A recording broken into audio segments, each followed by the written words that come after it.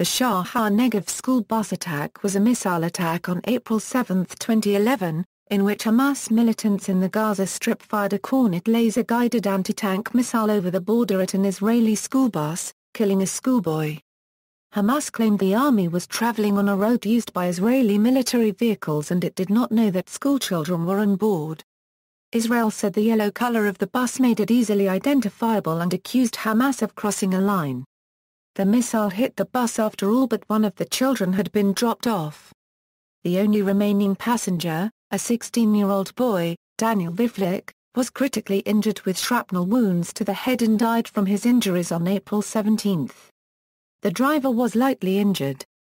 Another mortar barrage was timed to coincide with the arrival of the paramedics, which delayed the evacuation. The attack was condemned by the international community.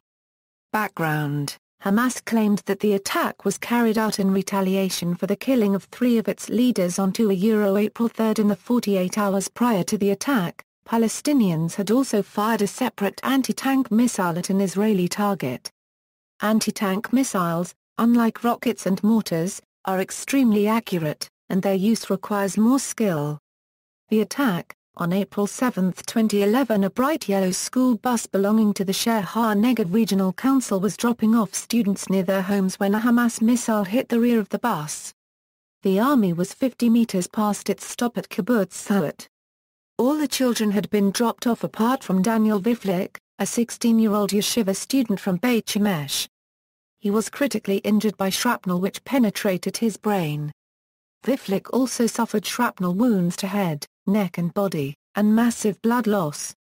He temporarily stopped breathing, which prevented oxygen from reaching his brain. Vivlik had been on the bus with driver Zion Yemeni, a family friend. He had hitched a ride to visit his grandmother who lives in the western Negev. The driver was lightly injured in the leg, and was able to pull the bus over to the side of the road, where he carried Vivlik out of the vehicle. Paramedics arrived quickly and began resuscitating Vivlik. Hamas militants launched a mortar barrage timed to coincide with the arrival of paramedics, and medics attending to Vivlik had to work under heavy mortar fire. Mortar fire delayed Vivlik's evacuation. He was airlifted in critical condition to Soroka Medical Center in Beersheba, where he was placed in the pediatric intensive care unit. Shortly afterward, his brain stopped functioning. Following an initial brain scan, doctors concluded that he had sustained a permanent brain injury. Doctors tried every treatment for cases of severe head trauma such as medication, special respiratory therapy, and attempts to lower his body temperature. Vivlik remained in a coma on life support, showing no evidence of any brain activity.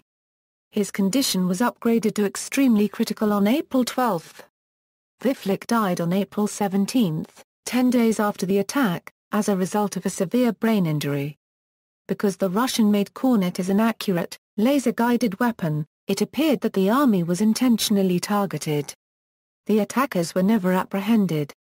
Aftermath: fears that the attack would lead to a second Gaza war did not materialize, but the incident was followed by a several-day stretch of violence in which Palestinians launched over 100 projectiles at Israel in which no Israelis were killed, and at least 20 Israeli strikes from its army, navy, and air force that left 19 dead and at least 45 wounded in Gaza by the time hostilities had ceased. Reports varied widely as to how many of the people killed were civilians versus militants. Al-Aretz said just 2 were civilians. AFP reported while the violence was still ongoing that 7 civilians were killed, and the BBC just said that many were.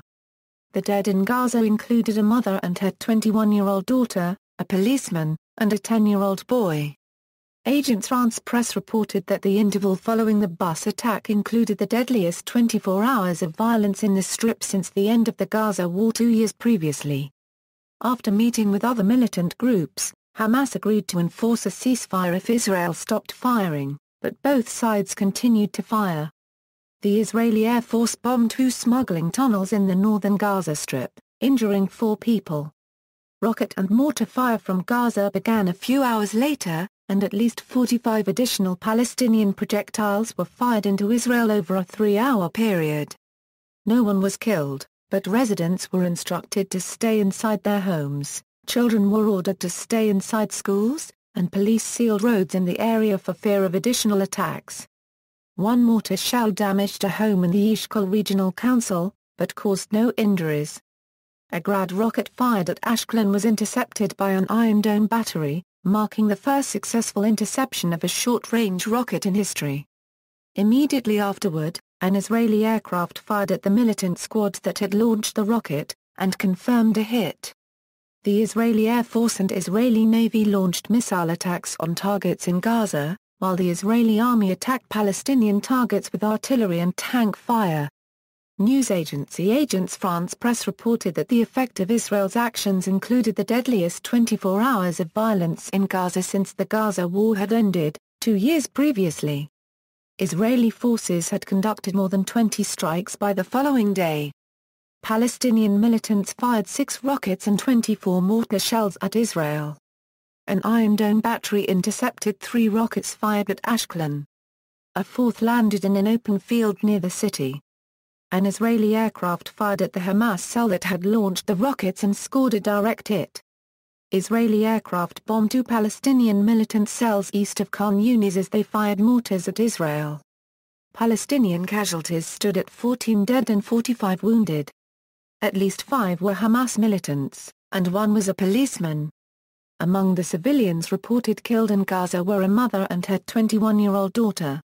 The Israeli military admitted that civilians had been apparently harmed in its attacks, saying that Hamas chooses to operate from within civilian populations and uses them as human shields. Palestinian rocket fire had seriously damaged chicken coops and a factory, and damaged a residential structure in a kibbutz in the Shaar HaNegev Regional Council. Concerns that this escalation might develop into a second Gaza war did not materialize. Diplomatic reactions. Domestic, Israeli President Shimon Peres said to United Nations Security Council ambassadors, "I was just informed that an Israeli bus carrying students from school was hit by a missile fired from Gaza. This is another example of how Gaza has turned into a terror state. Can the United Nations guarantee that terrorist acts will not happen? None of you would give up on the security of your country, and Israel will also defend itself." Hundreds of thousands of mothers and children in southern Israel cannot sleep peacefully at night as a result of the rocket fire from Gaza. Eshkol Regional Council official Haim Yelin said, "As soon as they fire on a children's bus we say loudly, our children are not cannon fodder and they are not the hostages of any terrorist or terror organization." Supranational, United Nations Secretary-General Ban Ki-moon condemned the attack and urged Israel to act with maximum restraint. European Union official Catherine Ashton called for a total cessation of violence between Gaza and Israel after the IDF carried out retaliatory strikes for the school bus attack, saying she was deeply concerned by the current escalation of violence. International, the French Foreign Ministry released a statement saying, France strongly condemns the missile, rocket and mortar attacks against civilians yesterday in southern Israel. In this regard, firing an anti-tank missile at a school bus represents a new escalation. We call for an immediate halt to this violence. France deplores the humanitarian consequences of Israeli military operations in the Gaza Strip that came in response, resulting in several civilian casualties. It is urgent to end the escalation of violence in the Gaza Strip. We call on all the parties to respect a lasting truce. These events remind us, as if it were necessary, of the urgency of reaching a negotiated resolution to the conflict.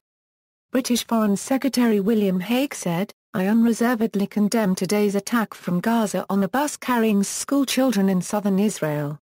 The initial reports we have received suggest the army was deliberately targeted and that a 16-year-old boy has been critically injured. This is a despicable and cowardly act that stands in stark contrast to Fiopli unregistered trademark's desire for peaceful reform across the region. Violence will never deliver peace. I reiterate that Hamas must halt these strikes immediately, and rein in other militant factions in Gaza. This attack further highlights Israel's legitimate security concerns. As I have made clear, Israel has every right to protect its people." After the death of Viflik, Foreign Secretary Hague expressed his condolences to the family. Daniel was just 16. The tragedy of his death is brought home all the more in that it occurs on the eve of Passover, normally a time of celebration for Jewish families all over the world. I would like to extend my deepest sympathies to Daniel's family, and I reiterate my utter abhorrence of the cowardly attack which cost him his life, and my call for an end to all such attacks on innocent civilians. A U.S. State Department official said, "We condemn the attack on innocent civilians in southern Israel in the strongest possible terms, and ongoing rocket fire from Gaza. As we have reiterated many times, there is no justification for the targeting of innocent civilians, and those responsible for these terrorist attacks should be held accountable. We are deeply concerned about reports that indicate the use of an advanced anti-tank weapon in an attack against civilians, and reiterate that all countries have obligations under relevant United Nations Security Council resolutions to prevent illicit trafficking in arms and ammunition." See also, Avivim School Bus Massacre, List of Palestinian rocket attacks on Israel, 2011, Palestinian political violence, Palestinian rocket attacks on Israel, Ramat Eshkol bus bombing, Shmuel Hanavi bus bombing, violence in the Israeli-Euro-Palestinian conflict. References.